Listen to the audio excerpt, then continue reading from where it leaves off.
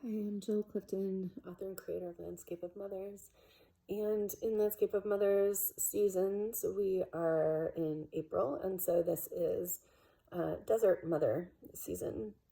And one of the hardest things about parenting, about boundaries in parenting, is really that so often they bump into poor boundaries we experienced as kids, right? Um, so being able to set boundaries with our children is often, for people who had parents with poor boundaries, I think it's really hard, right? A, we never learned the skills, and B, knowing what we're allowed to do that used to be so tied up with somebody else's sense of what was okay, or their need for information or control or whatever, is really distorting to our ability to create good boundaries as adults. And then there's also the part of like, just what is a good boundary? Like, what is a healthy boundary? What is an acceptable boundary that's, self-referencing acceptable? Like, right? Not that that somebody else would think it was a good boundary, but I mean, these are all aspects of why it's so hard to create boundaries sometimes as parents, and and it helps sometimes, I guess, it does help to take a look at like our old boundaries and where those went wrong and what should have been there instead.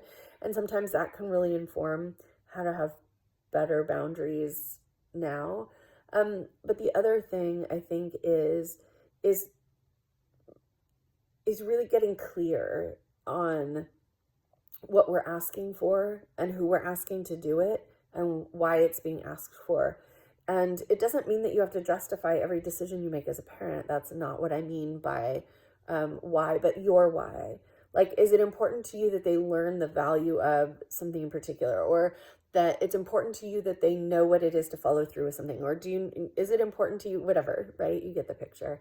And that boundary then is set by your values, and therefore it's defensible, at least in your own mind, right? Like, you don't necessarily want to go start arguing with a teenager, because that's not always going to go anywhere helpful. But to know that you have a reason for what you're asking for can be really helpful, because I think some of the things that we do as parents, we're kind of conditioned to do them, or we do them because they were done to us, really just get done because of history, right? Repetition is the easiest, fastest, most efficient way to get to whatever we think we're getting to. And sometimes it actually doesn't go where we want it to go. So this is one of those times where it's really nice to go back and look at some boundaries and get a feeling for, what we consider to be healthy boundaries now.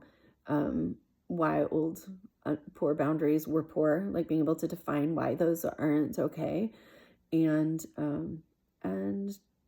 choosing which values that we really want to defend, and being clear with ourselves why we're holding to certain ideas or certain demands or expectations as parents. Good luck out there.